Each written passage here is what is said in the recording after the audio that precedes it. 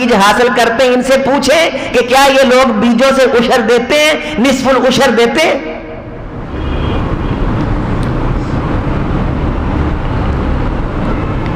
انگور کے کاروبار ہیں، منقے کے کاروبار ہیں، سوگی کے کاروبار ہیں، کیا اس سے زکوٰۃ نکالی جاتی ہے؟ اول تو نکالتے نہیں، جو نکالتے ہیں وہ افراط و تفریط کا شکار ہیں۔ یہ اسلام کا مظلوم ترین رکن بنا دیا ہم نے، اس کے بغیر ایمان، دین، اسلام مکمل نہیں ہے۔ سونا لیا ہوا ہے اور پھر جب زکوٰۃ کے دن آتے ہیں تو کئی عورتیں نکال کے بیٹیوں کو پہنا دیتی ہیں، 5 تولے اس کو، 10 تولے اس کو، 3 تولے اس کو۔ جی میری بیٹیوں نے تو پہنے ہوئے ہیں۔ رسول گرامی علیہ السلام کی بارگاہ میں ایک عورت آئی، اس کی بچی کے ہاتھ میں 2 کڑے تھے۔ آپ نے فرمایا اتؤدینی ھذین الزکاۃ، کیا تو نے ان 2 کنگنوں کی زکوٰۃ دی ہے؟ اس نے کہا اللہ کے رسول نہیں۔ فرمایا کیا تو پسند کرتی ہے یہ کنگن اللہ تیری بیٹی کے ہاتھوں میں آگ کے بنا کے پہنا دے؟ کہا اللہ کے رسول میں پسند نہیں کرتی۔ فرمایا اگر تو یہ پسند نہیں کرتی تو ان کنگنوں کی زکوٰۃ نکال۔ ابی ابن کعب رضی اللہ تعالیٰ عنہ کہتے ہیں مجھے رسول اللہ صلی اللہ علیہ وسلم نے زکوٰۃ وصول کرنے کے لیے بھیجا تو زکوٰۃ کا آپ صلی اللہ علیہ وسلم نے نصاب مقرر فرمایا۔ اگر کسی بندے کے پاس 4 اونٹ ہیں تو زکوٰۃ نہیں ہے، 5 اونٹ ہیں تو 1 بکری زکوٰۃ ہے۔ 5 سے لے کے 9 تک 1 بکری ہے، جب 10 ہوتے ہیں تو 2 بکریاں۔ پھر اسی طرح 24 تک 4 بکریاں۔ جو ہی 25 اونٹ ہو جاتے ہیں تو 25 اونٹوں پہ رسول اللہ صلی اللہ علیہ وسلم نے فرمایا 1 بنت مخاض دینی ہے۔ بنت مخاض اس اونٹنی کو کہتے ہیں جس کی عمر 1 سال ہوتی ہے۔ یہ رسول اللہ کا اتنا واضح نصاب ہے، سبحان اللہ۔ 25 سے اب 34 تک بنت مخاض، جو ہی 35 ہو جائے گا پھر بنت لبون۔ بنت لبون اس اونٹنی کو کہتے ہیں جس کی عمر 2 سال ہوتی ہے۔ اب یہ بڑی اونٹنی ہے۔ فرماتے میں اس کے پاس گیا، اس نے سارے اونٹ جمع کر لیے۔ رحمت کائنات کا قانون تھا لا جلابا ولا جانبا، کوئی زکوٰۃ وصول کرنے والا جا کے آرڈر نہیں چلائے گا اونٹ میرے پاس کٹھے کر کے لے کے آؤ، اور کوئی زکوٰۃ دینے والا زکوٰۃ دینے کے ڈر سے اونٹ دور نہیں لے کے جائے گا۔ اونٹوں کا باڑا، اونٹ جہاں چرتے ہیں، جہاں رہتے ہیں، میرا عامل وہاں پہنچے گا۔ اور ساتھ آپ پابند فرماتے تھے اے زکوٰۃ لینے کے لیے جانے والے، اگر تو ایمانداری سے جائے آئے گا تو یہ تیرا سفر خدا کے رستے میں جہاد کرنے والوں کے برابر لکھا جائے گا، تو غازی بن کے لوٹے گا۔ اگر خیانت کرے گا، درہم دینار دھیلے پائی کے جناب اس کے اندر ہیر پھیر کرے گا، وہ آگ کا توق بنا کے قیامت کے دن تیرے گلے میں ڈالا جائے گا اور دنیا میں پکڑا جائے گا۔ شریعت نافذ ہوگی، محمد کا آئین قانون چلے گا جو ساری کائنات کے لیے رحمت للعالمین ہے۔ زکوٰۃ وصول کرنے میں ہیرا پھیری کرنے والے کو وہ رسول سزا سنائے گا۔ عمر فاروق رضی اللہ تعالی عنہ نے ایک صحابی کو زکوٰۃ وصول کرنے کے لیے بھیجا، اور پھر اللہ کے رسول صلی اللہ علیہ وسلم کے اس صحابی نے انہیں ایک علاقے کا سرپرست بنایا، تو ان کے پاس تحفے جمع ہو گئے۔ تو امیر المومنین رضی اللہ تعالیٰ نے فرمایا یہ تحفے بیت المال میں جمع کروا۔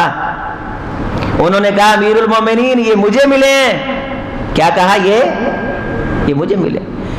حضرت عمر فاروق رضی اللہ تعالیٰ نے نہیں فرمایا یہ تجھے ملے، فرمایا بھائی اسے میں نے معزول کیا، فلاں صحابی اس کی جگہ پہنچے گورنری کی سیٹ پہ، عبداللہ بیٹے وہاں سے سوٹی اٹھا کے لاؤ، اس کے ہاتھ میں تھماؤ اور اتنی بکریاں اسے دو، یہ جا کر کے چرائے۔ چند مہینے گزرے، بکریاں چراتے چراتے پہاڑی علاقے میں صحابی کے پاس عمر فاروق گئے، فرمانے لگے وہ تحفے دو جو لوگوں نے تمہیں دیے۔ کہا امیر المومنین کوئی مجھے تحفہ نہیں ملا۔ فرمایا اب بتا تحفے تجھے ملتے تھے یا تیرے عہدے کو ملتے تھے؟ یہاں سب خاندان قومیں یہ کرپٹ ہیں۔ رمضان کے مہینے میں ان تمام حکمرانوں سے جان چھڑانے کی دعا مانگ لو، نہ ضد کیا کرو، ہم سے لڑتے ہو، عظیم اختر سے لڑتے ہو کہ سیاست گھسیٹ کے لے آئے، یہ رسوا کر دیا آپ کی ماں بہنوں کو۔ ان درندوں نے عزتیں تار تار کر دی. دیکھو اگر غیرت ہے جا کے آٹے کی بوند بوند کے لیے عورتیں ترس گئی ہیں. اور ذلیل و خدا تمہیں رسوائے زمانہ کرے, اتنے بھوکے ہو تم, کرسی ہے تمہاری, جنازہ تو نہیں ہے, کچھ کر نہیں سکتے تو اتر کیوں نہیں جاتے؟ تم ابھی بھی اسی چکر میں ہو, خان آئے گا, آیا نہیں تھا. تم اسی چکر میں ہو, میاں آئے گا, نہیں آیا تھا. تمہاری بات کب بنے گی؟ جب رب کا قرآن آئے گا, میرے محمد کا فرمان آئے گا. تو ابھی اسی پمبھورے میں ہے, اسی تمبورے میں ہے, اسی خوشہ چینی میں ہے, اسی فرات و تفرید میں ہے, اسی گورکھ ڈنڈے میں ہے. فلاں آئے گا, فلاں آئے گا. سارے آئے تھے, نئی بات بنی. میرے محمد کے بھیجے گورنر آئے, بات بنی. ابی ابن کعب رضی اللہ تعالیٰ عنہ کہتے ہیں میں نے اسے کہا مجھے رسول اللہ نے بھیجا ہے. اسے چاہ چڑھ گیا, اس نے سارے اونٹ اکٹھے کیے. تو میں کہنے لگا کہ یہ میرے سارے اونٹ ہیں, تو آپ زکوٰۃ وصول کرو. جب حکمران امانت دار ہوتا ہے, لوگ اونٹ کر کے جمع انتظار کرتے ہیں کہ کوئی آ جائے تاکہ ہماری زکوٰۃ وصول کرے. تو میں نے دیکھا کہ اس کا اونٹ کی جو زکوٰۃ ہے وہ ایک بنت مخاض بنتی ہے. بنت مخاض کسے کہتے ہیں؟ 1 سال کی اونٹنی کو. اور یہ کتنے اونٹوں پہ ہے؟ 25 سے 34 تک. تو اس کا مطلب ہے اس بندے کے پاس کتنے اونٹ تھے؟ کم از کم 25 اور زیادہ سے زیادہ 34. تو بنت مخاض بنتی تھی. وہ مجھے کہنے لگا یہ چھوٹی ہے, تو یہ بنت لبون لے کے جا, دودھ دیتی ہے, بڑی زبردست ہے. کہا نہیں, اللہ کے رسول صلی اللہ علیہ وسلم کی طرف سے ہمارے اوپر یہ ذمہ داری ہے, نہ ہی ہم نے کمتر جانور وصول کرنا ہے, نہ ہی سب سے اچھا وصول کرنا, جو بنتا ہم نے وہ لینا ہے. اس نے کہا نہیں, میری یہ خواہش ہے کہ یہ میں زیادہ اچھا دوں, زکوٰۃ جتنی بنتی ہے اس سے زیادہ دوں. تو انہوں نے کہا نہیں, میں نہیں لے کے جاؤں گا. وہ کہنے لگا میں پھر اللہ کے رسول کے پاس خود جاتا ہوں. کہا جاؤ. وہ آیا, کہنے لگا اللہ کے رسول صلی اللہ علیہ وسلم میری بنتی بنت مخاض ہے, لیکن میں بنت لبون دینا چاہتا ہوں. آپ نے فرمایا بھئی اگر تو دل کی خوشی سے دیتا ہے تو میں محمد قبول کرتا ہوں صلی اللہ علیہ وسلم. آپ نے دعا دے دی. ابی ابن کعب فرماتے ہیں میں امیر معاویہ رضی اللہ تعالیٰ عنہ کے دور میں ان کے پاس زکوٰۃ وصول کرنے کے لیے گیا. اس بندے کے پاس ایک باڑے کے اندر 1500 اونٹ کھڑے تھے. وما آتیتم من زکات, یہ آیت میرے ساتھ پڑھ, وما آتیتم من زکات تریدون وجہ اللہ فاولئک هم المضعفون. جو تم زکات دو گے میں اللہ اسے بڑھاؤں گا, چڑھاؤں گا, اضافے کر دوں گا. ایک باڑے کے اندر میں نے 1500 اونٹ دیکھے اور میں نے اس سے 30 ہکے زکوٰۃ وصول کی. ہکا 3 سال کی بہت بڑی اونٹنی کو کہتے ہیں. زکوٰۃ کمیٹیوں کے چیئرمین کھا گئے, لوٹ لیا انہوں نے قوم کو. یہ سارے ابھی بھی اگر ہمیں ہوش نہیں آ رہا, ابھی بھی ہم انہی کے انتظار میں بیٹھے ہیں, تو مت سمجھیے کہ یہاں کوئی انقلاب اور تبدیلی آئے گی. کرپشن کے حمام میں سبھی ننگے ہیں. قوم کا مال کھانا یہ دینی فرض سمجھتے ہیں. وہ ایک دبئی کے ہاسپٹلوں میں آخری سانسیں لے رہا ہے, لیکن مجھے سعودیہ کے اندر میرے قریبی دوست نے بتلایا کہ فلاں بہت بڑا پہاڑ اس نے لیز پہ لیا ہے اور کروڑوں روپے کا یہ پتھر بیرون ملک کو بیچ رہا ہے, اور آخری سانسیں ہیں. یہ اس زندگی کے حصے میں قوم کا نہیں سوچ رہے, یہ دوبارہ آ کے سوچیں گے. اتنی ان پارٹیوں سے آپ محبت کرتے ہیں کہ قوم کی لٹتی ہوئی عزت بھی ہمارا ضمیر نہیں جگاتی. یہ اتنے ہمیں عزیز ہو گئے,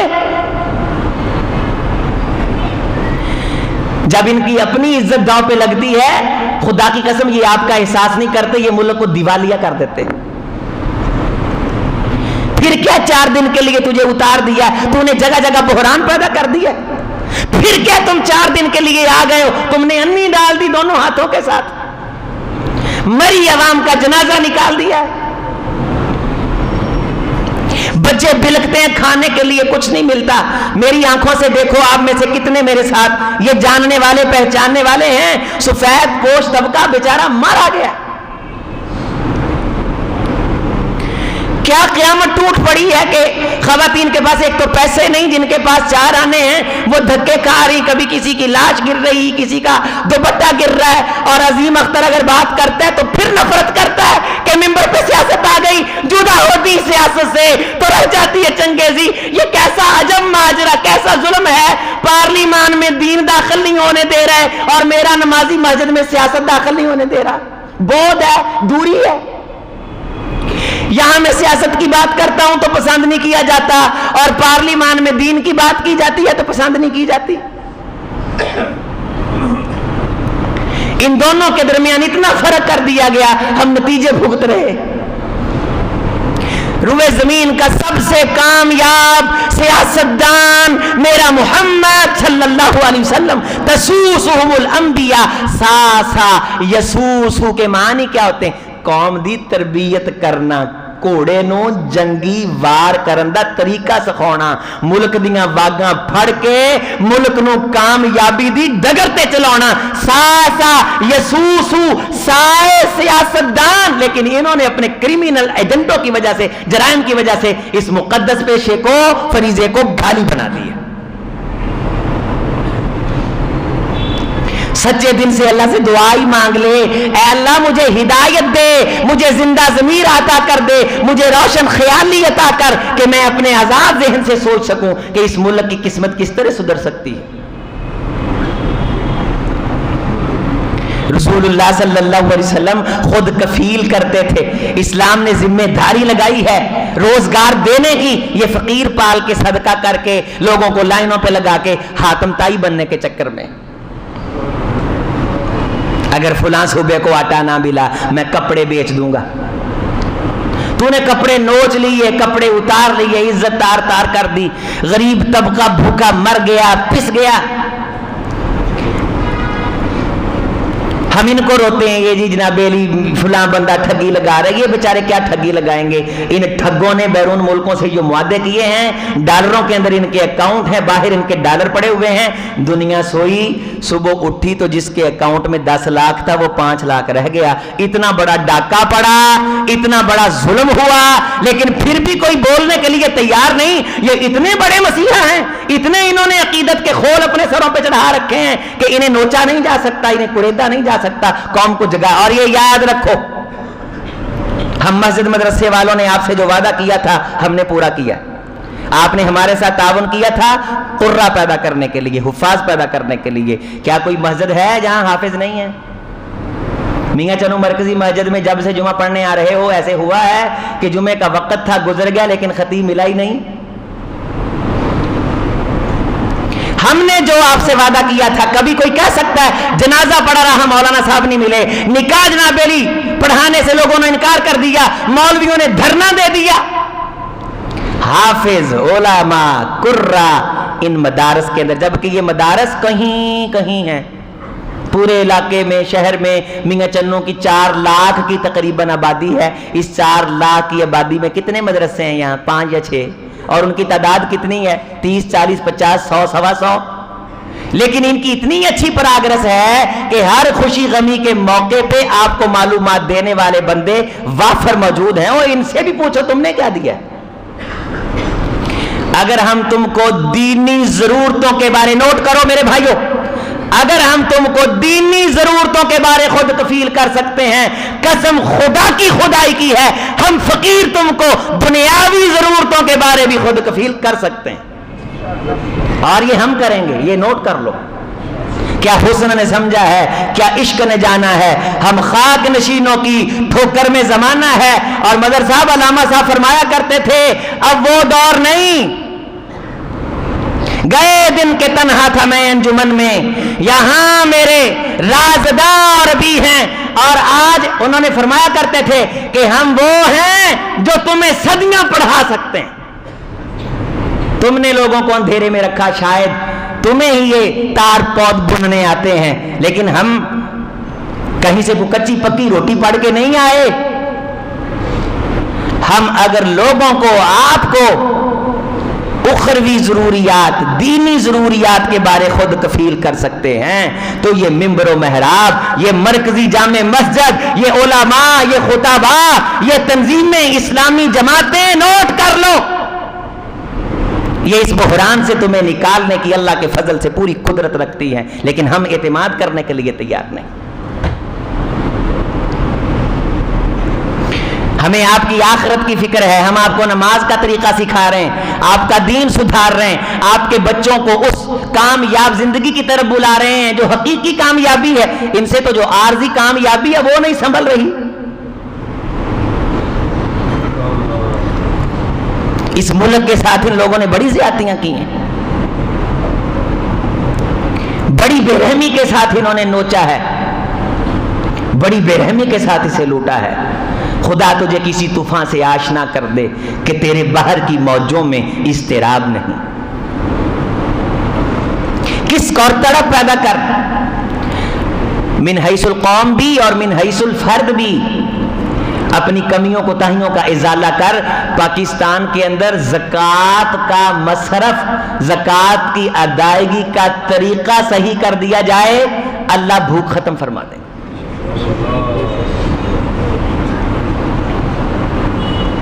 اللہ بھوک ختم فرما دیں گے۔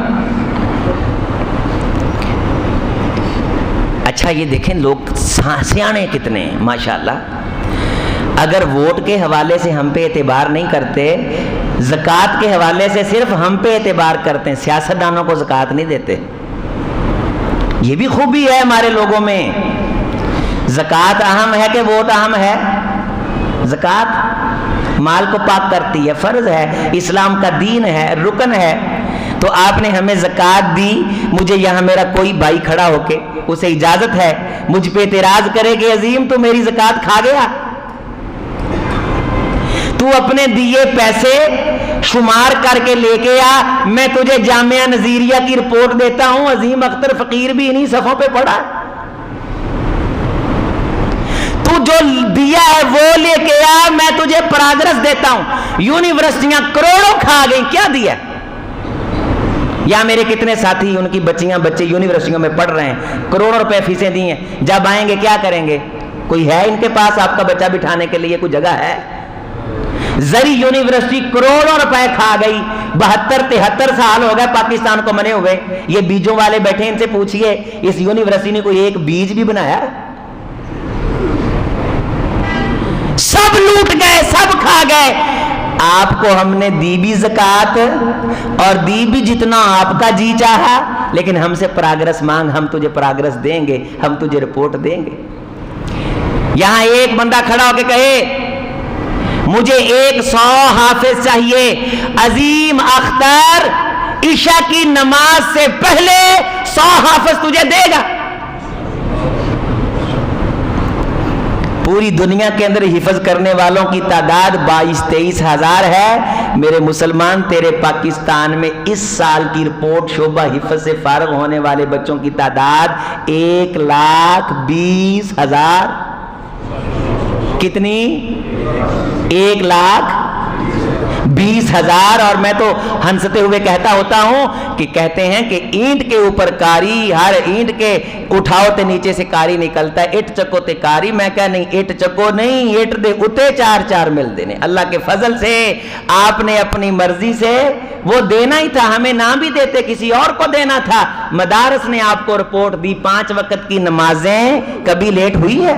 اذان پورے ٹائم پہ، صفائی پورے ٹائم پہ، ٹینکیوں کے اندر پانی پورے ٹائم پہ، امام صاحب مصلی پہ، بچے بھی ہیں، بیوی بھی ہے، بیماری بھی ہے، شادی بھی ہے، غمی بھی ہے، نماز 1 بجے، 1 بجے، 4 بجے، جی 4 بجے، اور پورے ان الصلاۃ کانت علی المؤمنین کتابا موقوتا۔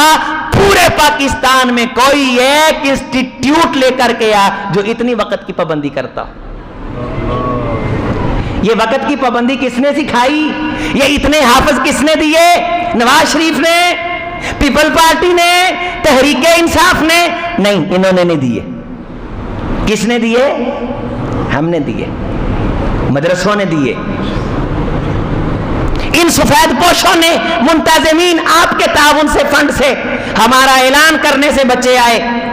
میں پچھلے دنوں کشمیر میں گیا، مجھے دوستوں نے کہا کہ آپ کی گفتگو کے بعد ہمارے مدرسے میں نیا 100 بچہ داخل ہوا۔